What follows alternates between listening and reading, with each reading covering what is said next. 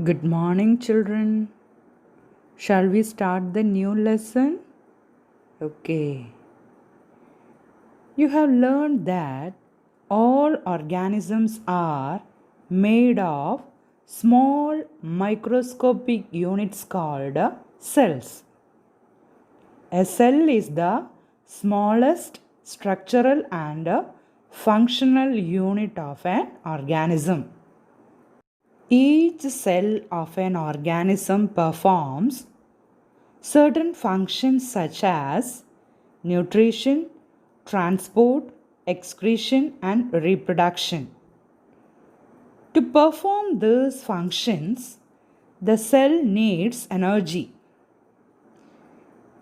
Even when we are eating, sleeping, or reading, we require energy.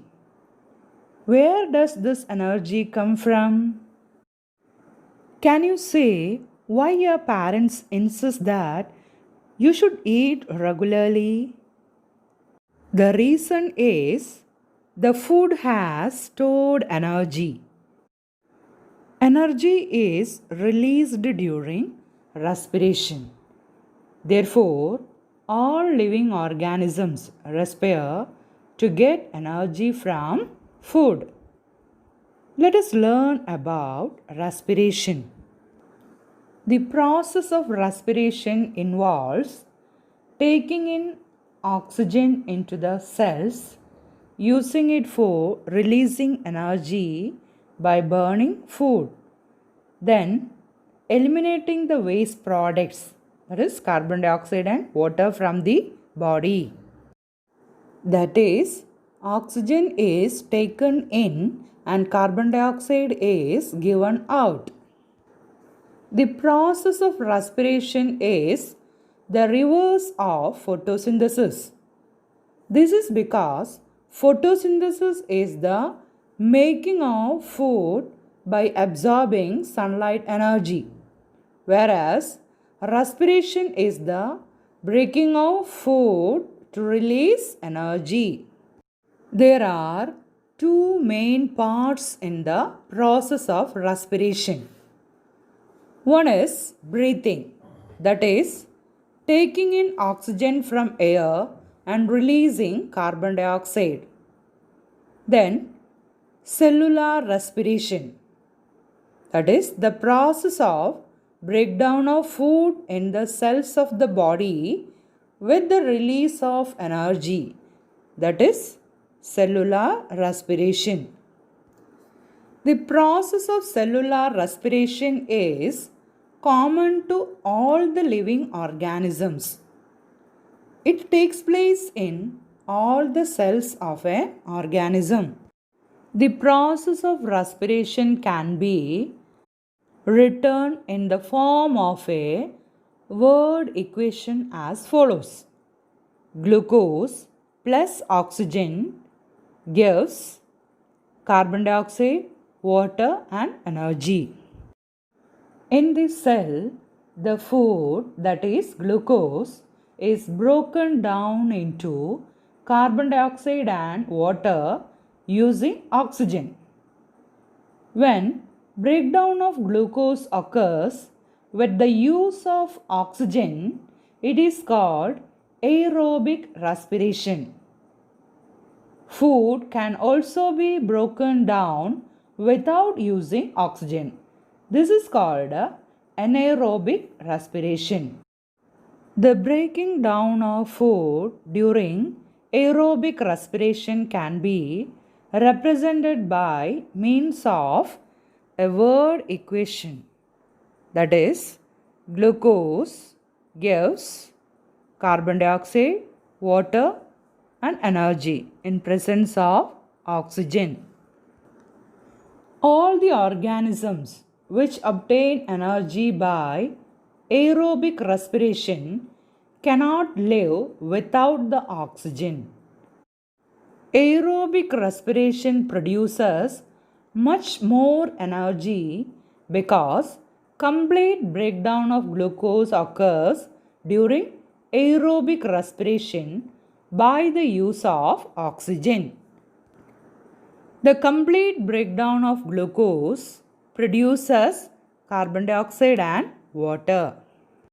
When the breakdown of glucose occurs without the use of oxygen, it is called anaerobic respiration. Anaerobic means without air. The microscopic organisms like yeast and certain bacteria obtain energy by anaerobic respiration. In anaerobic respiration, the microorganisms like yeast break down glucose in the absence of oxygen to form alcohol and carbon dioxide, at the same time release energy. The breaking down of glucose during anaerobic respiration can be represented as follows. Glucose in absence of oxygen gives alcohol plus carbon dioxide plus energy. All the organisms which obtain energy by anaerobic respiration can live without the air or oxygen. Thus, yeast is an anaerobe. Actually, yeast is a single-celled fungus. In yeast, a single cell represents the whole organism. Now you know that yeast respire anaerobically, and during this process, yeast converts glucose into alcohol. Yeast is therefore used in industry to make alcohol. This alcohol is used in making wine and beer. Anaerobic respiration in yeast also produces carbon dioxide gas. In bread making, the carbon dioxide produced by yeast makes the dough soft. Anaerobic respiration produces less energy because only partial breakdown of glucose occurs in anaerobic respiration, that is, in the absence of oxygen. The products of this partial breakdown of glucose are alcohol and carbon dioxide. Have you ever wondered why you get muscle cramps after heavy exercise? Let us see what is happening in our muscle cells. Okay? Our muscle cells can also respire anaerobically, but only for a short time. That is, when there is a temporary deficiency of oxygen. During heavy exercise, fast running, cycling, walking for many hours, or heavy weightlifting, the demand for energy is high, but the supply of oxygen to produce the energy is limited. Then, anaerobic respiration takes place in the muscle cells to fulfill the demand of energy. Muscle cramps occur when muscle cells respire anaerobically. The partial breakdown of glucose produces lactic acid. The accumulation of lactic acid causes muscle cramps. Normally, we get relief from cramps after a hot water bath or a massage. Can you guess why it is so? It is because hot water bath or massage improves the circulation of blood.